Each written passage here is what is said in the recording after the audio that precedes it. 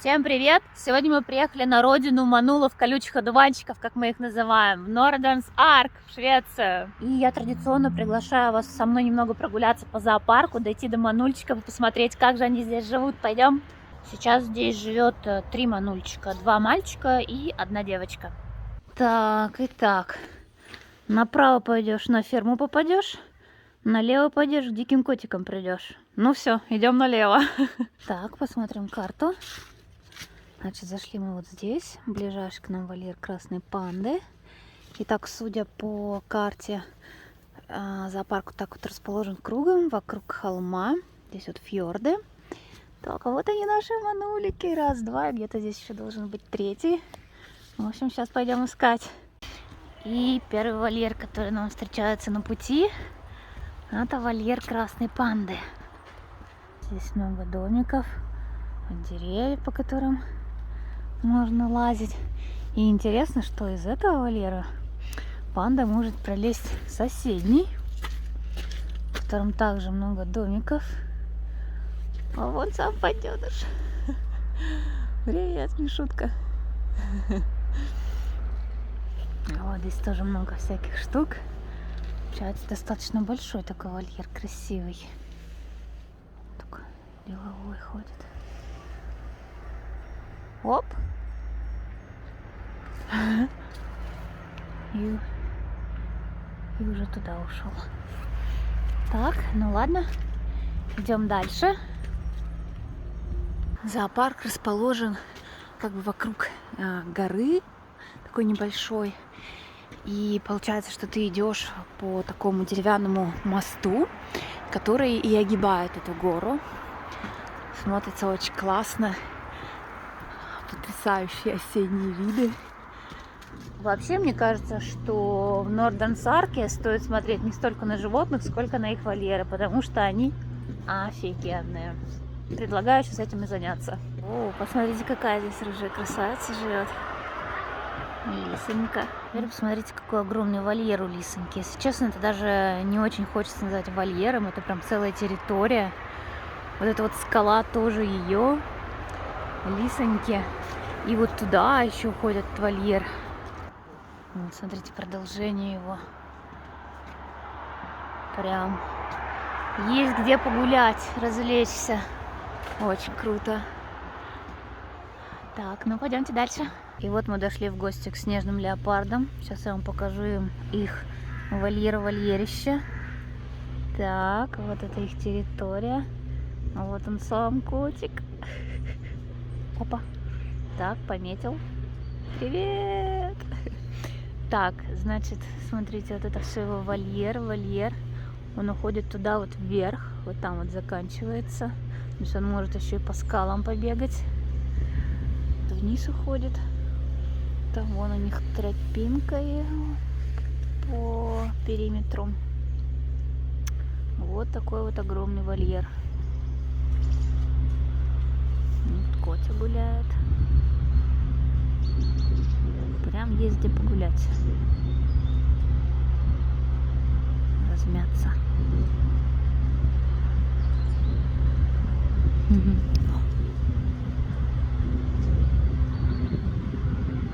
Кстати, здесь есть бинокль. Сейчас я в него попробую посмотреть.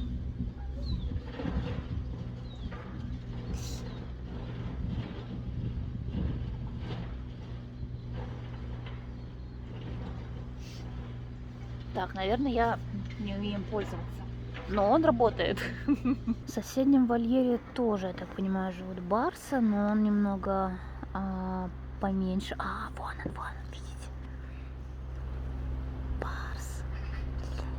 Но этот вольер, как мне кажется, немного поменьше, потому что он вот заканчивается, то есть не уходит на скалу. Но барс замечен. Вон он. Так близко. В этом вольере 2 барса живет. Вон и вон. Котик. Здесь есть такая точка, куда можно поближе подойти к вольеру. И посмотреть.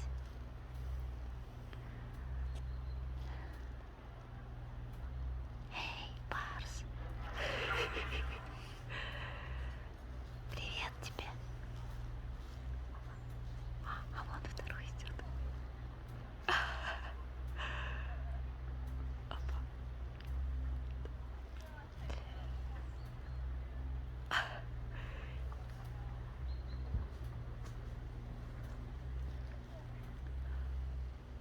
Смотрите, какие заинтересованные. Что-то, кого-то там увидели. Кипера. Hello. Смотрите, интересно. Дает мясо так сверху, и кот туда залазит.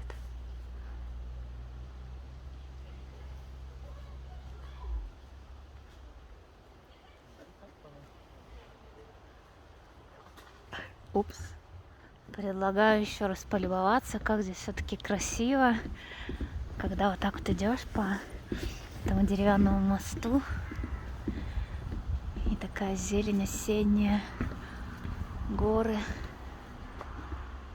Очень красиво.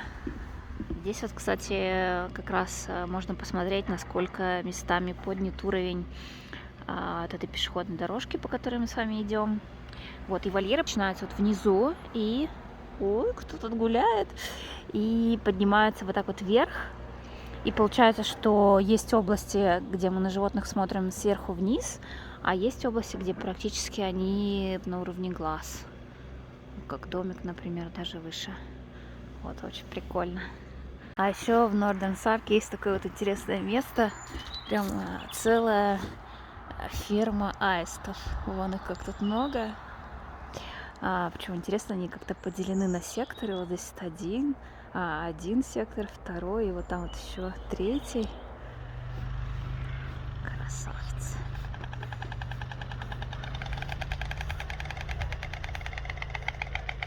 Такой звук они интересный они издают.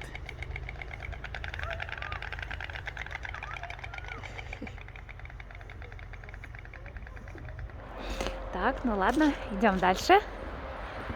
Что приятно, что здесь очень мало людей. Не знаю, как летом, но сейчас прям кайф.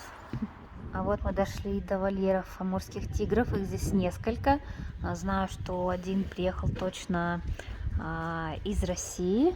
И зовут его или ее Спарта. Так, вот здесь вот начинается огромный вольер тигра. Давайте его посмотрим настолько, насколько это возможно. Так, вольер уходит вот туда. Это мы сейчас, получается, как бы на возвышении. И спускаемся вниз, и вольер тоже, соответственно, уходит туда вниз. Да, вольер просто грандиозный. Смотрите, вот это все территория одного тигра. Вот она уходит туда, и вот там вот это вот там вот заканчивается, там забор. Просто целая скала для одного тигра. Это очень круто. Я в восторге. А как вам? А вот еще один вольер, еще одного амурского тигра. Здесь на котика уже можно посмотреть. Ходит, контролирует, проверяет свою территорию. Смотрите, здесь он также находится на скале. Здесь вот можно куда-то уходить, туда в лес. И вообще, чтобы никто тебя не видел и не слышал. И чтобы ты никого не видел и не слышал. И вот туда куда-то уходит вольер. Тоже очень классно. Прям вау. Так, мы идем дальше. А вот так вот выглядят ближайшие соседи наших манульчиков. Северные соседи. У них вот такой чудесный большой вольер. Вот там они могут еще вот туда вот куда-то убегать. Вот это вот все их территория. Очень большая, прикольно. Какой скачет. Красавчик. Так, ну идем дальше. Нам осталось совсем немного. Оу, мне кажется, я вижу первый вольер манульчика. Вот полоскает собственной персоны. Здесь справочная информация, нарисован ареал обитания. Рассказано, сколько они весят, всего-то ничего, что едят грызунов, живут в горах, в степях. И что и главная проблема, это человек со своей сельхоздеятельностью. А вот здесь, обратите внимание, приведены списки спонсоров манульчиков. Посмотрите, как их много. Просто класс. Вот и сама Котя. Это Лоча. Еду ждет, видимо. Гиперина где? Зажировка все-таки. Глазка у тебя болит, котичка. Красавица. Вольер находится на скале. Здесь просто колоссальное количество всяких мест, где можно спрятаться. И здесь, видимо, не проходящая игра «Найди Манула». Так, вот что еще интересно, что из этого вольера манульчик вот по этому коридорчику может перейти вот в эту часть. Это абсолютно закрытый вольер. Так что наши барышни здесь прям есть где разгуляться. Очень здорово. Так, а вот я вижу второй вольер Манула. Итак, это вольер, где живет Томас. Такой вот он большой. Посмотрим, что здесь есть. На территории есть несколько домиков. Вот первый. Томасу он очень нравится. И вот этот домик Томас любит использовать во время дождя. Сейчас покажу. И я сначала не поняла, почему, а потом, вот присмотритесь, там получается крыша проложена каким-то материалом, потом досточка, потом еще материал и сверху мох. А внутри еще сено лежит, так что там тепло у него, сухо и уютно. А вот третий домик, он находится на возвышении, поэтому давайте называть его пентхаус. А вот и сам пушистый хозяин пентхауса. Давайте вот здесь посмотрим поближе на него. А он спит. Еще у Томаса также есть такая гастрономическая игрушка по доставанию оттуда мышек. А это вот Томас идет на свое любимое место. На гору взбирается. Вот он, царь горы. Нет царя горы. На территории очень много всяких пней, коряк, деревьев. Вот этот пень, например, Томас любит использовать как когтеточку. Кстати, в вольере у Томаса здесь еще грибы растут. И он как будто бы ими даже закусывает. Ну и иногда Томас, вот смотрите, сам не прочь изобразить грибочек. Да? Пушистый грибочек. А иногда пушистый камень. И еще у Томаса есть вот такой вот, не назвала бы это домиком, но внутреннее помещение. Томас туда достаточно часто заходит. И вот рядом справа серая труба, мышепровод. Туда кладут мышь, и она падает вниз в вольер.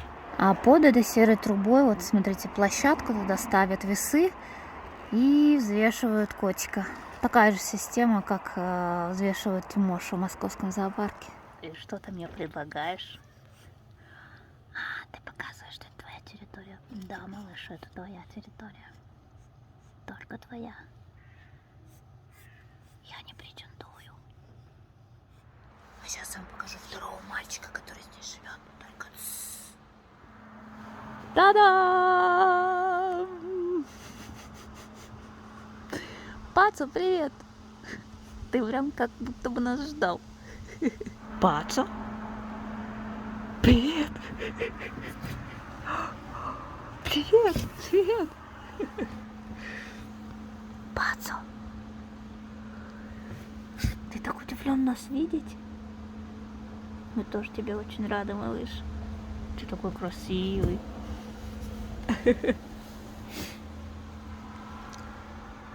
Привет, малышок. О, ну этот вольер, мне кажется, еще больше, еще краше, чем предыдущий. Просто вау. Давайте его весь вместе пройдем, потому что здесь такое расстояние, что прям есть что пройти. Вот идем, идем, идем. Идем, идем. Так, и вот мы дошли до края. Класс. Так, этот вольер также находится на склоне горы. Соответственно, здесь несколько ярусов, по которым может манульчик ходить. И несколько домиков на территории. Вот один домик. Вот второй и любимый домик Паца. А вот, собственно, сам домовладелец. Он любит вот так сидеть на крыше и смотреть на всех сверху вниз. Ну, естественно. Также у Паца здесь есть такие вот игрушки развлечения, имитирующие норку по доставанию оттуда мышей. Кстати, интересная мысль наблюдения пришли в голову, что в Нордернс Арке пока вот единственные вольеры манулов, которые мы видели, по сути, без какого-либо крытого потолка. От посетителей закрывают только стекло. На деревьях вот такие вот кольца, чтобы котик не мог высоко сильно забраться. По краям вот сетка. И наверху вот такая вот штука под наклоном, которая не позволяет котику вылезти. Вот, пожалуй, и все. Вот интересно, у Паца такой красивый, такой большой вольер, а он вот так вот любит сесть на краю своей территории и охранять. Прям кот-пограничник. Паца.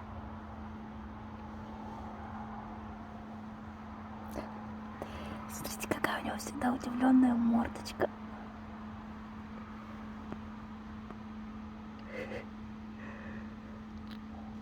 Изумительное создание. Паца.